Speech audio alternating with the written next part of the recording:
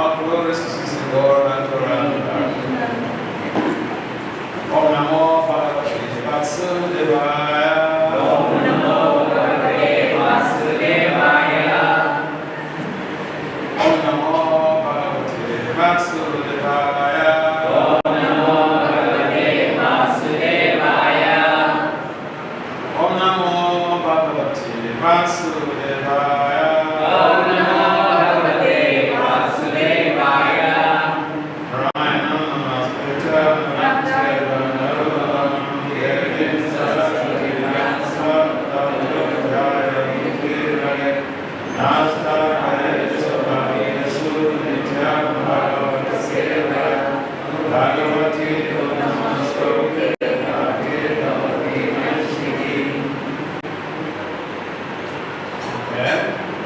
Thank you.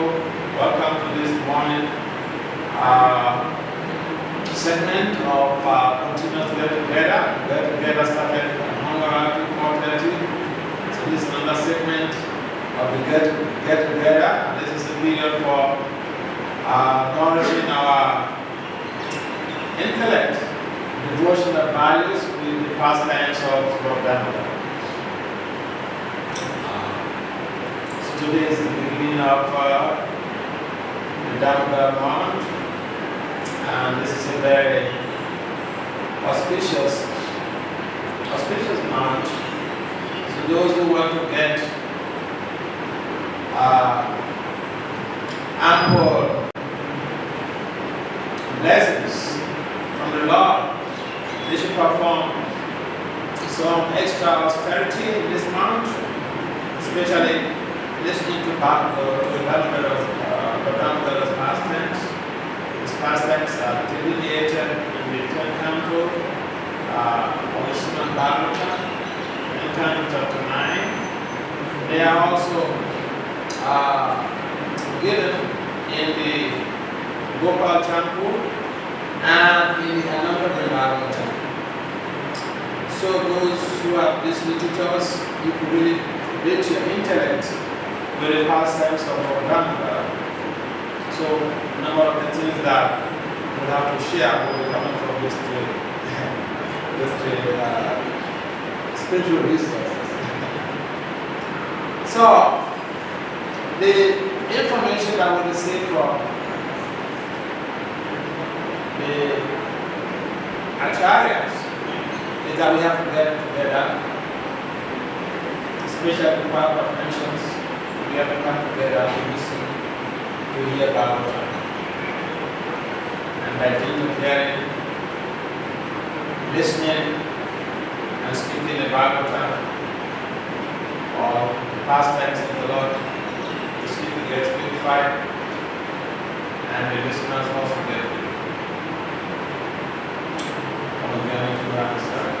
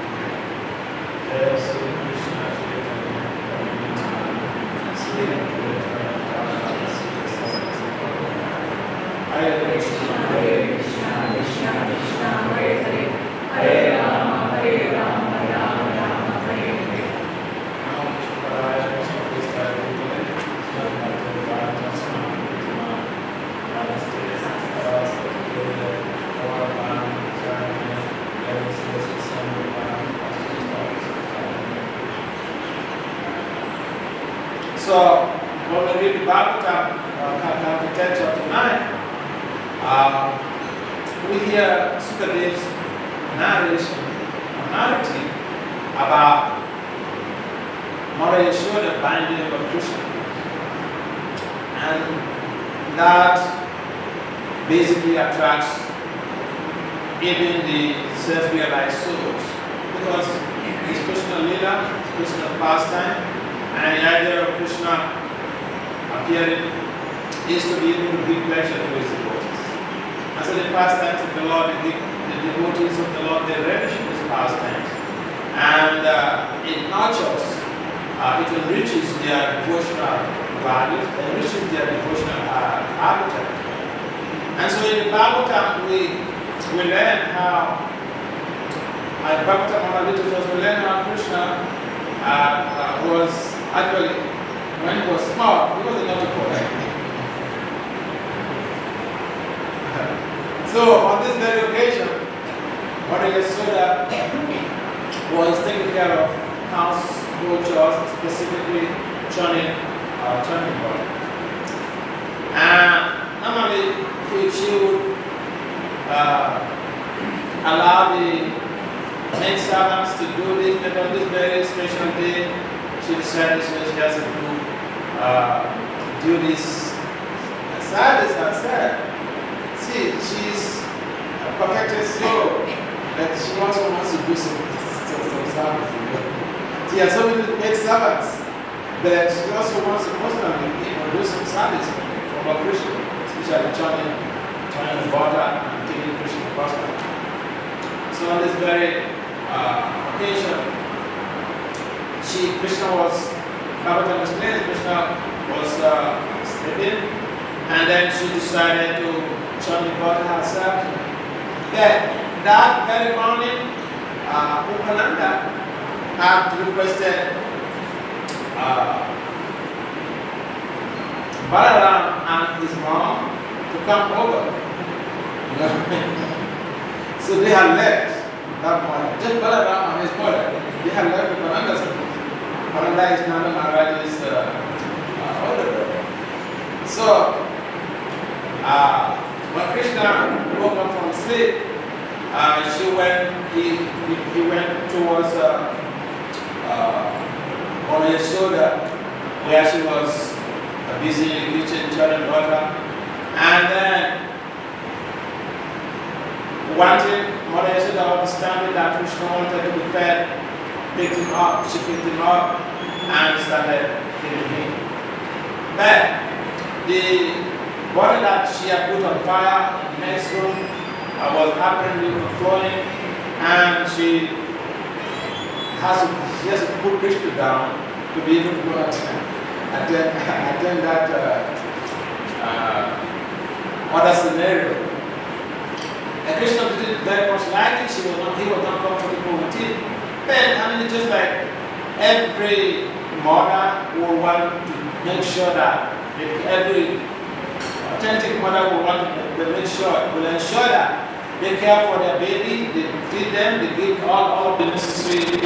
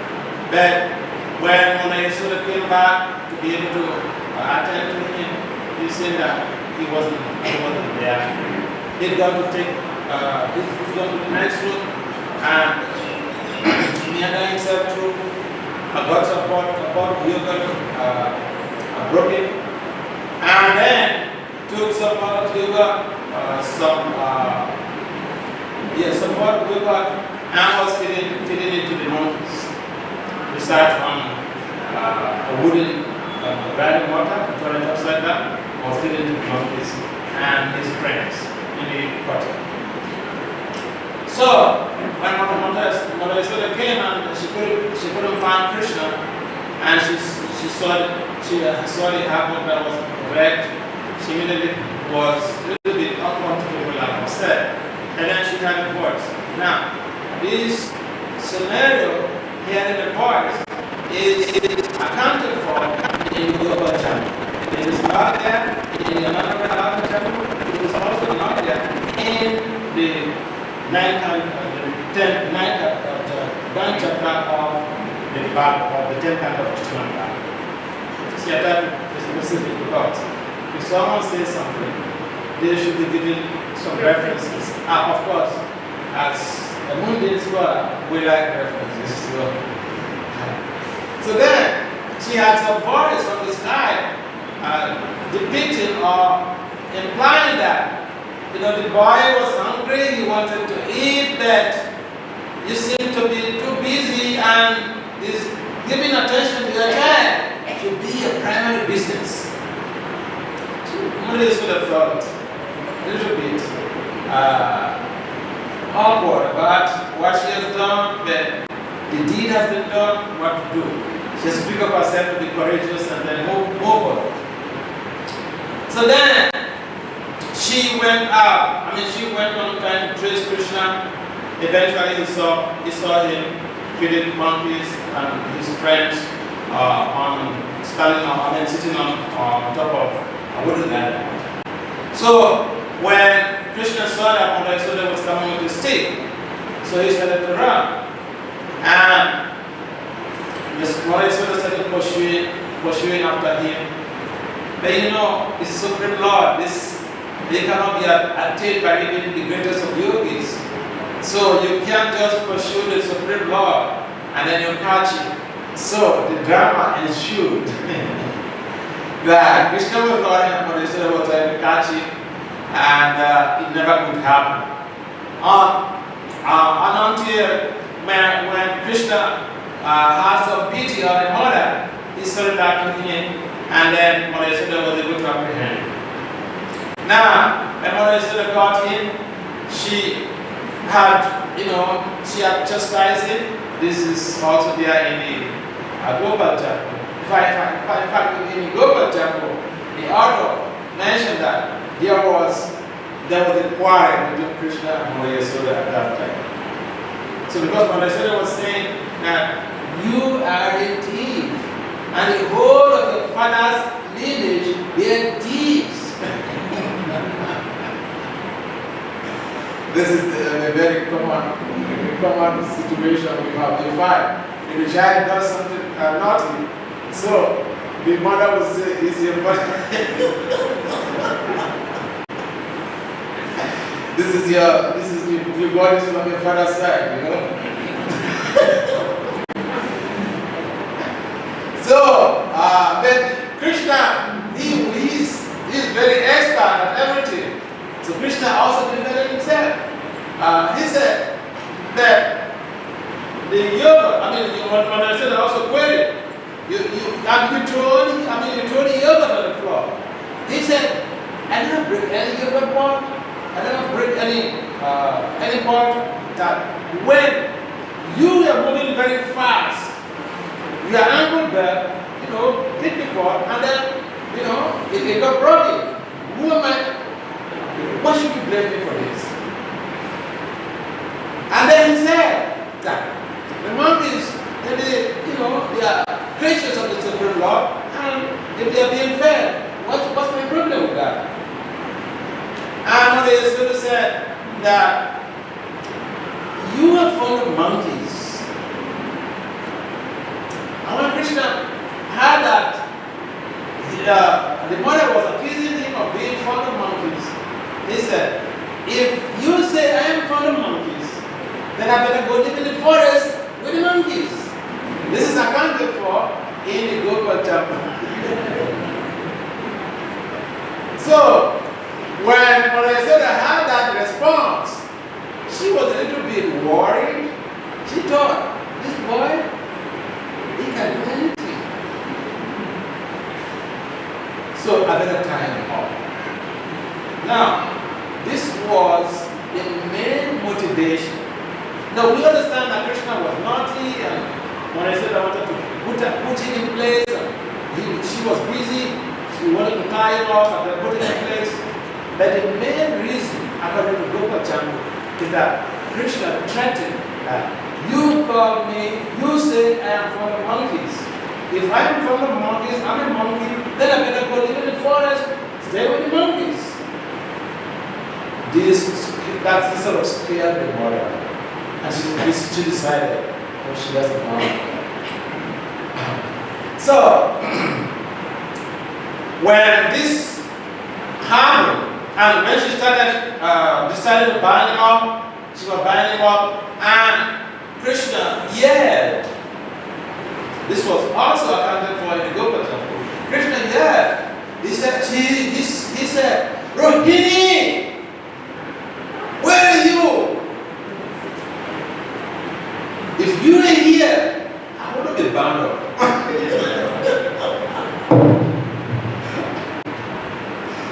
There, Rohini was already gone to Upananda's house with Bharata.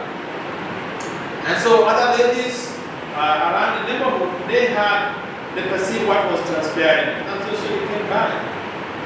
And they were asking Mother Yasoda whether he has done something and all this, and Mother Yasoda was trying to hide, immensely. Mother Yasoda in fact accused the brothers who came down. You seem to have, good intention, but you're biased. So they swear that the very business swear that we don't have any ill feelings against you and the child. We just want to understand what is really transpiring, and that is our concern.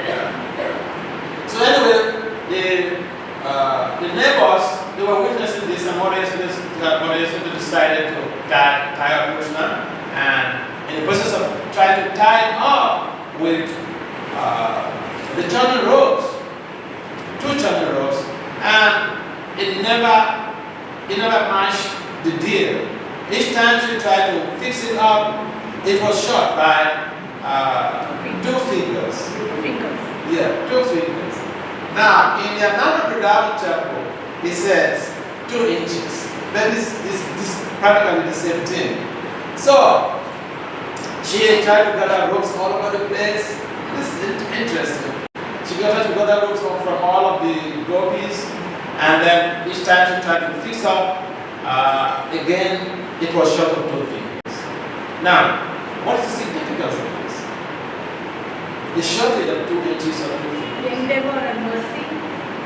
Endeavor and mercy. Mercy from where? From Krishna. Sure. Did you hear what she said? Who didn't hear what she said? You didn't hear. You sound very far away. You try to hide and say, yes. So can you come forward a little bit? I'm not carrying guns, okay?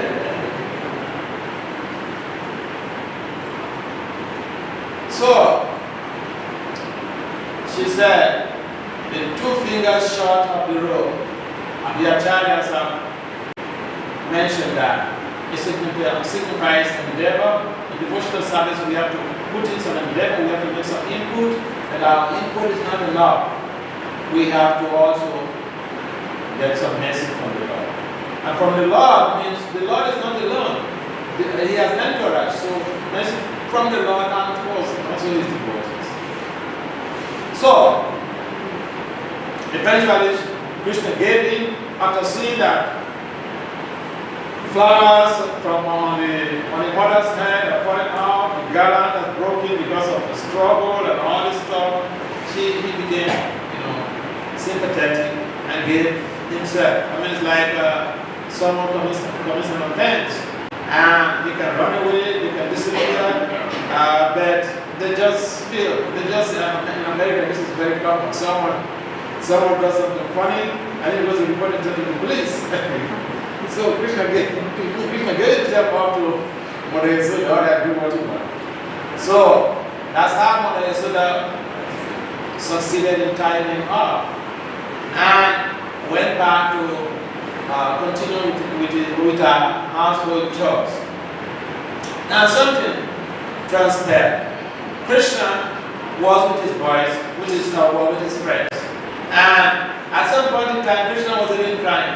And it's also mentioned specifically that Subha was also crying because of what Krishna was passing through. The devotee is Paradukha Dhruvi. Most agree to see the suffering of others. So Subha was also crying.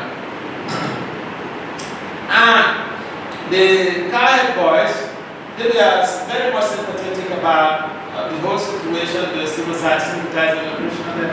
The mother is, didn't chastising the child. What can the friends, they cannot interfere, or they can't intervene. And even when Krishna was tired of, he could move around with his friends. And in fact, he even went to some of the neighbors' home to sleep over. With the Supreme Lord, what is it that he couldn't do? So eventually, when we have problems, here Krishna has a problem. This is a challenge. Here Krishna has a problem. But when we have problem, we begin to worship the problem. Krishna did not worship his problem. He was thinking of how to liberate Nala Kubera and Manigriva.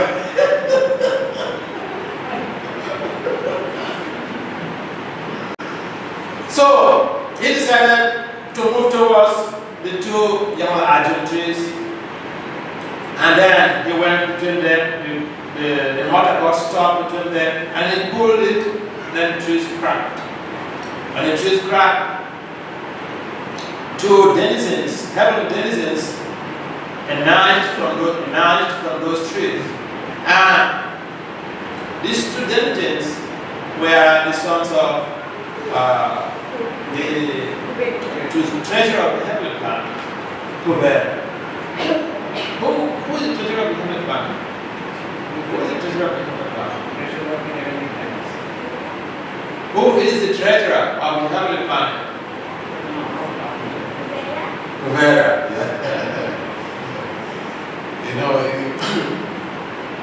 So the story behind the background of Kubera and Nala Kubera was that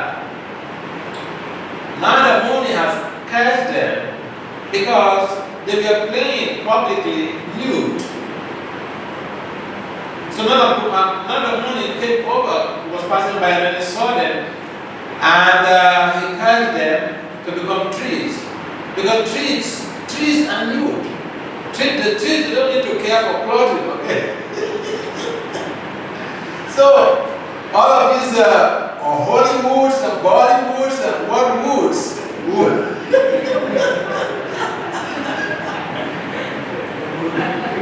Who like to play nude? They are creating the next life. And what is that? Trees. See, this is the beauty of Krishna consciousness, that we know how we can analyze situations and be able to determine where someone is going. What is their next? What is their future? So, Narada Muni cautioned these two heavenly denizens and advised them that for their behavior, that they call it, can't remember what they call it in law, but public nuisance, so to say. For the public nuisance, indecency, yeah. For public nuisance and indecency, they have not only caused them to become trees and to take bed in form of trees. And then Narada Muni also blessed them that they will have a chance to encounter Lord Krishna. Krishna will, free them from darkness. And Krishna was very conscious of the promise of his devotee to Nala Kubera and Manigriva, the two the living beings, heavenly beings who were inhabiting those two trees. So Krishna decided to go through those two trees. God blocked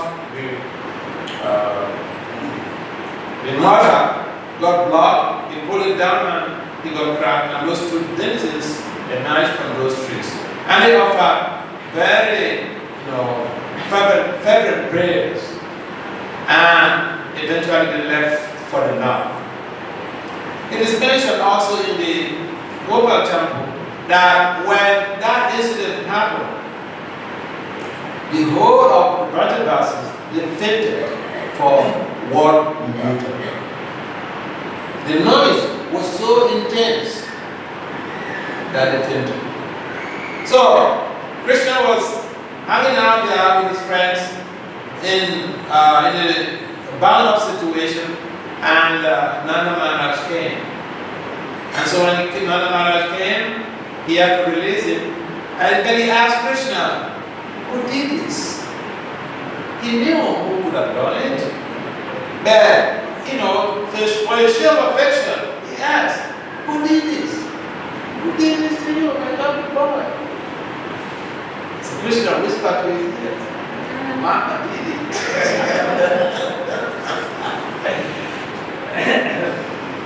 Alright, so Krishna took Nanda Maharaj took him into the house. They went to the Jamuna to take a shower. They came back, and Yasoda was feeling very disappointed because this has happened.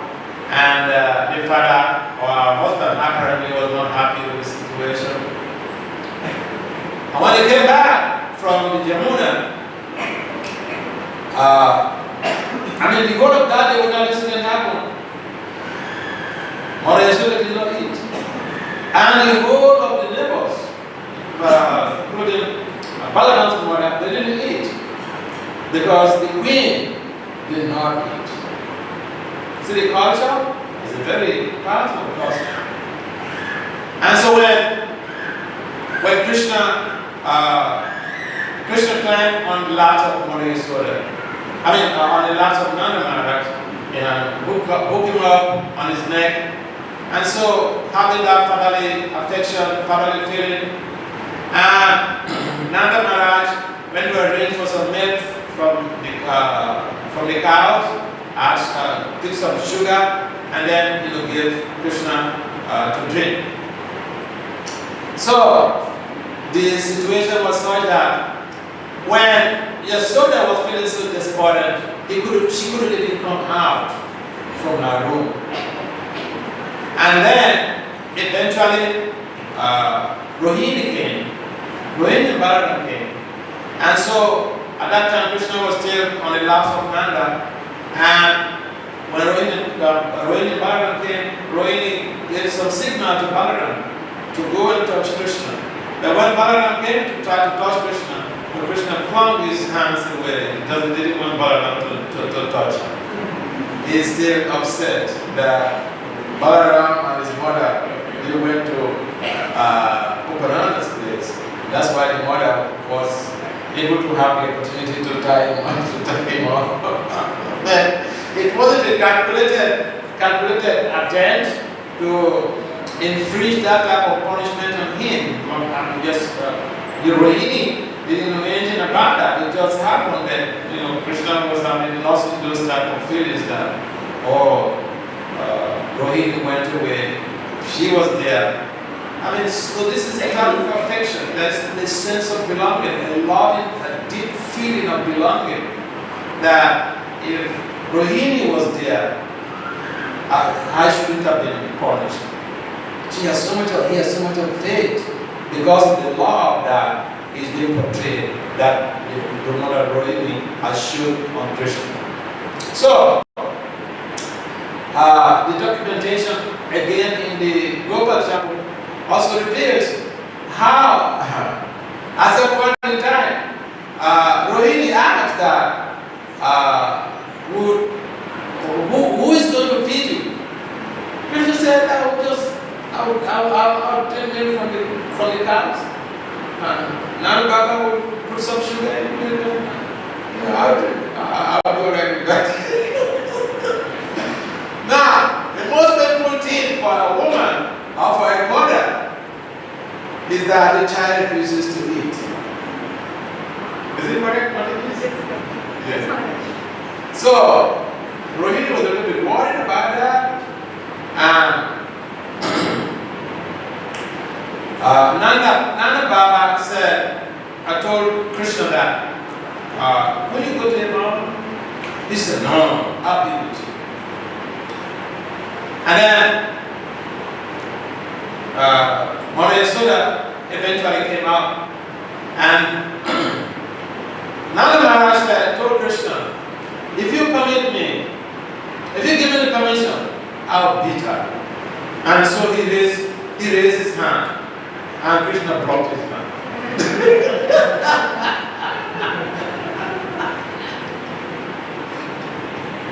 What does this mean to you? What does it mean to us? The man. Huh?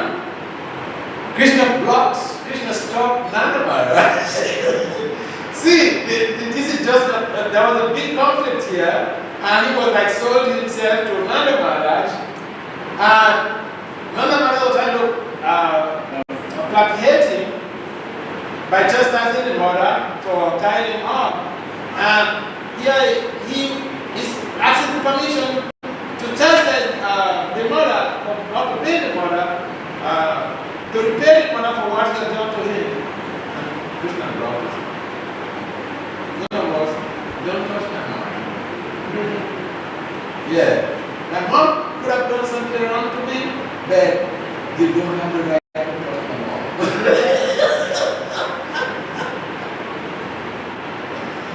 So, it is important, see, we hear these pastimes practically every year in the day.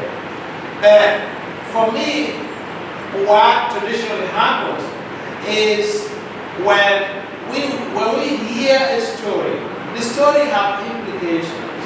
The stories have spiritual, devotional implications, they have social implications, they have political implications. And here, there's a domestic implication also to this effect. How a child is very affectionate to the parents, and how the parents should be affectionate towards the child. Now, in the absence of any offenses, yes, anything could happen, but we have to be aware that Krishna mentions in the Gita, Mama Evam So Jiva Krishna. Everyone is part and parcel of Krishna. And the way that we love Krishna, that love should be extended to everyone. Because if Krishna is pleased of our affection towards his part and parcel, basically we have gotten the favor of Krishna. And so someone might commit offense, but we should also not overreact. Overreaction is so easy. And sometimes we overreact and we create more havoc than the offense. And so to prevent that, Krishna blocked Nanda. No, you cannot do it. So, eventually, Nanda asked, okay, can you go to your mom? And Rohini said, alright, Krishna, come. So he went to Rohini, and then Rohini took him to Mother Yasoda. All this is documented in Bhagavatam. So, Nanda also asked Krishna that if your mother is in this situation, what will you do? He said, I will die. In other words, he's so great that he's taking up a responsibility. He doesn't want, yes, the mother did something to him which he felt offended, but mother is mother. Okay? He wouldn't want to see the mother in anguish or in pain. So when Nanda Mother died, if your mom is in this situation, what would you do? So his response was very much a favorable disposition towards the mother. And eventually he really very intelligent one. Mother really took him to the mother and he jumped onto her laps and he was crying and wanted to be fed and all this stuff. So that was how the whole of this scenario was dealt with. And then the bottom line is that Krishna was naughty, and basically that naughtiness led to this development. That's the background of the whole situation, because sometimes even in the home, he will make some reports to Maria Soda. I remember one occasion, he was trying to steal butter, and then he was looking on the pillar, his reflection. He was seeing his reflection in the pillar, and he was seeing himself, another boy in the pillar, and he wanted to report to Maria Soda that, see, I saw somebody, one boy was trying to steal milk product, and I warned him, as I was angry with him, I warned him, and he also became angry with me. But all of these are very much appealing to Mother Yasoda and the Braja Gopis. These pastimes, they give them a lot of pleasure. Can you imagine Krishna stealing, and it gives even the people, the victims, so-called victims, pleasure. And if it's like devotees were going out on Harinam in the year and to one part, and each time they go, there are some people, non-devotees, are making caricature of them. Oh, Hare Krishna, Hare Krishna, Hare Krishna. And then they stop going there for a while. And then when they got back there, those very guys who are like disturbing the devotees, he said, oh, we miss you so much. Where have you been? So, whatever that transpires in the life of Krishna gives the devotee's job. Whether he is a bottle thief, whether he is a killer of demons, or whatever, the whole thing is that, like Krishna mentioned to the Gita, his purpose and forbearance for the devotees to give them pleasure. Yes, any comments? Or inputs here.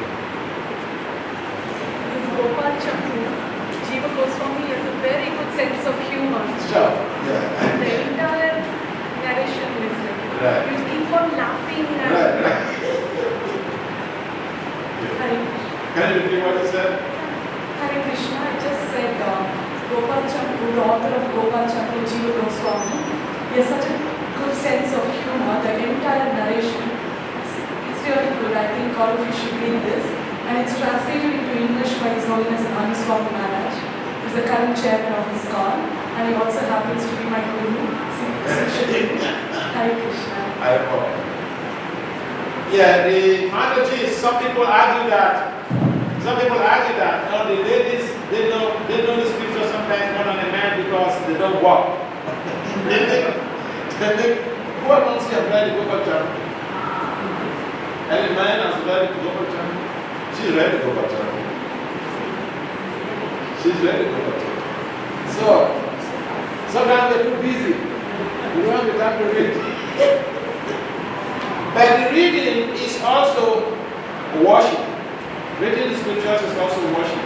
In fact, in the Gita Mahatmya, Lord Vishnu told Lakshmi that the Gita is not different from him, so reading the Gita is like puja. So, I know we are busy, then we should also read. Prabhupada wants us to read. In fact, the laws in this court, they are amending the laws. They are amending the laws in such a way that in the future, before someone will take a decision, they will have to do back to Sanskrit. Now it's only what you call disciple course, but in the future it will happen. Because the idea is we have forgotten that we need to read Prabhupada's books. So the idea is encourage people to force people to read Prabhupada's books. Yes. This is a controversial question. Controversial? Yeah. For this time at least. Okay. You know that our scripture describes so wonderfully, elaborately, especially in Ramayana, about polygamy and how the family is living so coherently and happily. And we know for sure sure in Muslim families they have 4 wives, they are allowed, and they are living co-jointly. And Happily. and I was just wondering about your comment for ISKCON polygamy individuals. You're putting me on the crossroad. Only ISKCON. So, yes, there were polygamy was allowed in those days. Is polygamy still allowed in India? Not allowed. It's Okay. not legal. Okay, it's not legal. But the Muslims, yeah, they're polygamous. So, yeah, polygamy was allowed in those days. And the so many things have changed. Women were not working in those days. Women they just stay at home and take care of the woman and the children. But these days, things have changed. Even in India, polygamy, politically speaking, is not allowed. Of course, religiously speaking, the Muslims, they're polygamous.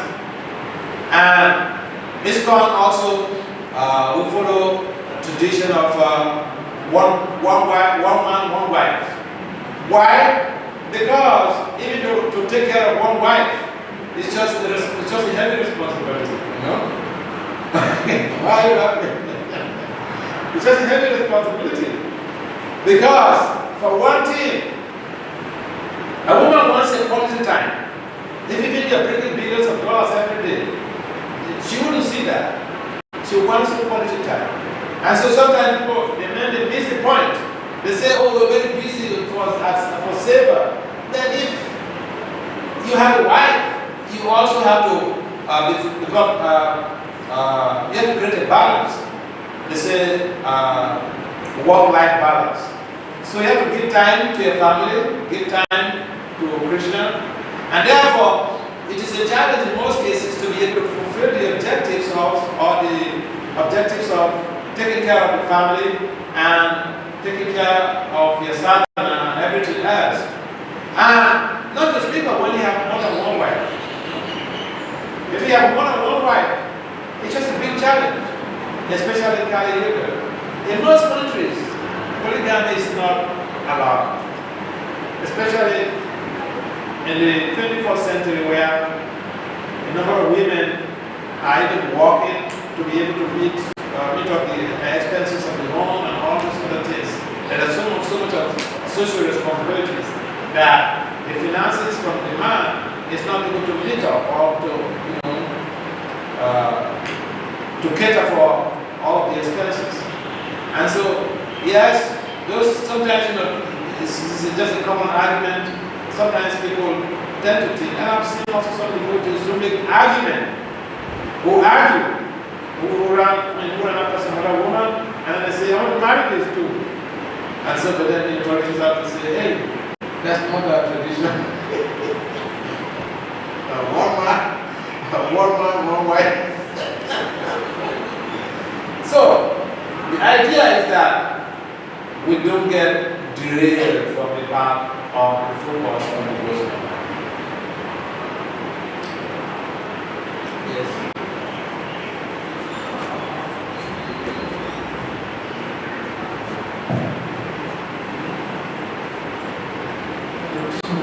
Thank you for the class. So I was just, if I didn't hear you correctly, please correct me. But when you were saying that when you were narrating that Krishna was punished by being tied by the then you were saying how he worshipped. So there was like Krishna had a problem, and you were saying how he worshipped. Krishna had a so-called problem. It's called a challenge. So you were saying like we would worship the problem, but here Krishna is thinking how to deliver freedom. So my question is that sometimes one is put into a situation to decide one's priorities. So as a rule of self-preservation, we only think of ourselves. But as Vaishnavas, we are Paradika Diki, like you mentioned. So, Maharaj, is there some general advice you can give in this regard? General advice basically means means that when we have a problem, we should not stop helping others because of our problem. Or so, okay, for instance, I have headache, and someone comes to meet me. Maharaj, I want to see you to get some advice on this. Then I tell you, hey, I don't want to see anybody, I have headache. What does that mean?